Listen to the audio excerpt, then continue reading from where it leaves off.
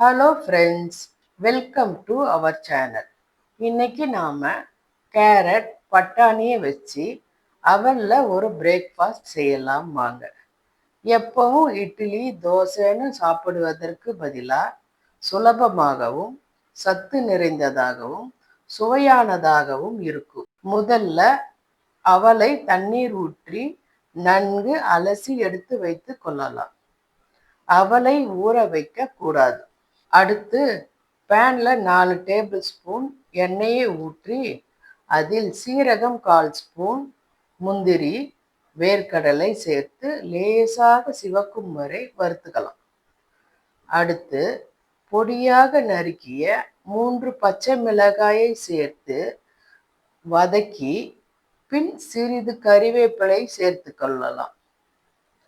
அடுத்து 3/4 ஸ்பூன் இஞ்சி பூண்டு விழுது சேர்த்து வதக்கி கொள்ளலாம். 100 கிராம் வெங்காயம் பொடியாக நறுக்கியதை சேர்த்து வதக்கி கொள்ளலாம். அடுத்து பெருங்காயத்தூள் சிறிது சேர்த்து நன்றாக கிளறி கொள்ளலாம். 1/2 கப் பச்சை பட்டாணி சேர்த்து வதக்கிய பின் 3/4 ஸ்பூன் கரம் மசாலா, உப்பு சேர்த்து மசாலாவின் பச்சை வாசனை போக நன்றாக வதக்கி கொள்ளலாம்.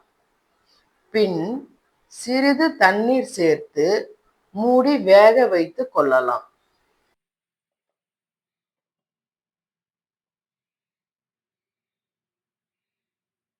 அடுத்து பொடியாக நறுக்கிய ஒரு கேரட்டை சேர்த்து வதக்கிய பிறகு எடுத்து வைத்த அவலை சேர்த்து நன்றாக கிளறவும். சிறிது நெய் சேர்க்கவும். கொத்தமல்லி தூவி இறக்கினால் சத்தான கேரட் பட்டாணி பிரேக்ஃபாஸ்ட் ரெடி. செய்து சாப்பிடுங்க ஃப்ரெண்ட்ஸ். ப்ளீஸ் குக் வித் அபிஸ் மாம் சேனலுக்கு லைக் பண்ணுங்க, ஷேர் பண்ணுங்க, சப்ஸ்கிரைப் பண்ணுங்க. தேங்க்ஸ் ஃபார் வாட்சிங்.